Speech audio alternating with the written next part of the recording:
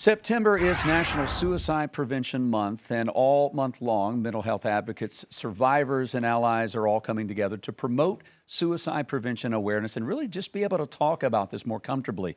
We're joined this morning by Dr. Charryse Johnson with Jade Interactive Counseling. And Charryse, always a pleasure to have you come on the show.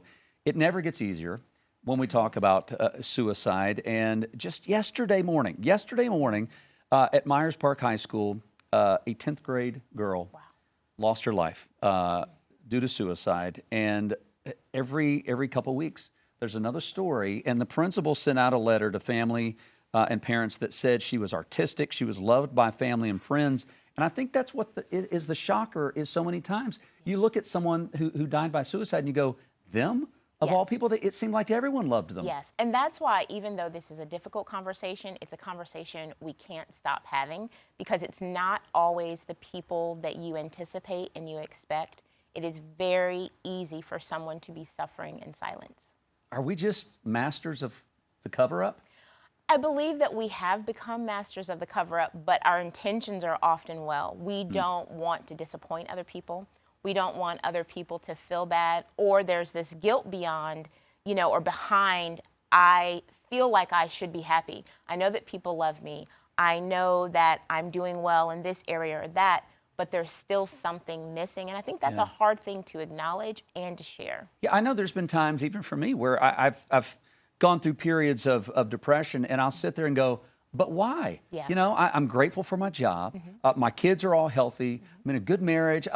Why am I depressed? And sometimes you try to fight these feelings, and I guess it's better to just accept them and then learn how to work through them. Yes, it's always helpful to accept this is what I feel, even if I can't put a why behind it. Do I need to tell someone what is missing? Do I need a break? Do I need rest? Because sometimes there's also a lot of pressure in all of the things that we love. So we can have stressors, but also good stressors that can be too much in order for us to feel like we have to maintain or keep up with. So even if you don't know why you feel sad or depressed or like, would life be better without me? It's important to go, what do I need and who do I need to tell so that this doesn't grow? We were looking at some numbers. We've got some statistics up there that youth suicide is up 100% in the last decade.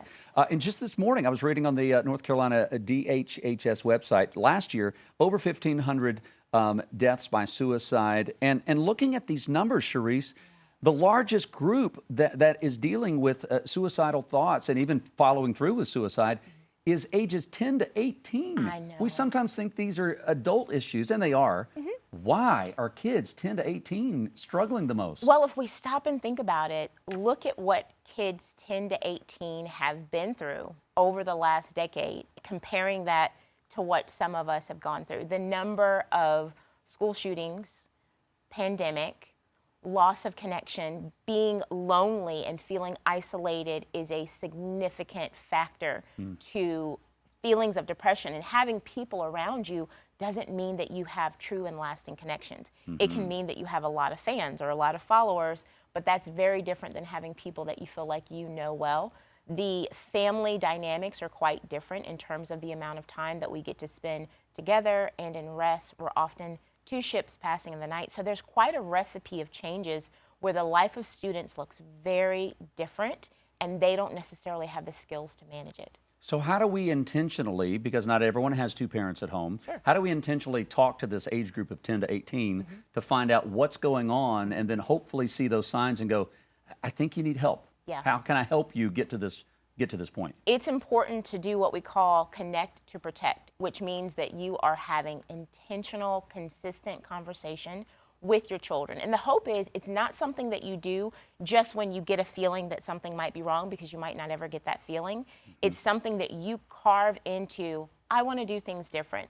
Once a week, let's come together as a family and check in and talk about what's coming up for you this week. Is there anything that you're challenged with that you're unsure how to manage? How can I support you this week in everything that's coming up with you? Even those three questions alone, sitting around as a family and whatever your family is comprised of, or with someone that you love, could open the door to significant change. There are a lot of feelings that we go through, loneliness, anger, worry, and those are outside feelings, but do they all point to something internal, deeper, when we have a feeling of worry? Is it okay to go, okay, it's okay that I'm worrying, but let's go to the why. Let's dig deeper and try to get to the root of why these feelings, why I'm going through this. You're spot on. Feelings always point to they're showing up physically and there's something happened emotionally. It is very helpful in the moment to go, what can I do, or what am I noticing? Am I not eating? Am I not sleeping well? Am I overcompensating with work? But what's the root, and how long has this been here? Because there's also dynamics where we have little hints of those emotions, we ignore them, and then by the time they show up, they've accumulated and become very overwhelming. I love that. If there's anything you can remember from this interview that she said, obviously, is that make that intentional time. Don't wait for the red flag to come up. Make intentional time to talk to this group between 10 and 18. Your kids could be, or your neighbors, about what they're going through. And if you have to put it on the calendar, then maybe that's what you have to do. So thank you, Charryse, for coming in. I appreciate that. And don't forget, if you need to help someone, or if you yourself feel like you're alone and need help, 988 is always the suicide and crisis lifeline that we want to give you as an option so that you don't feel alone. All right, it is 8:48, and we need to catch up with Ted on...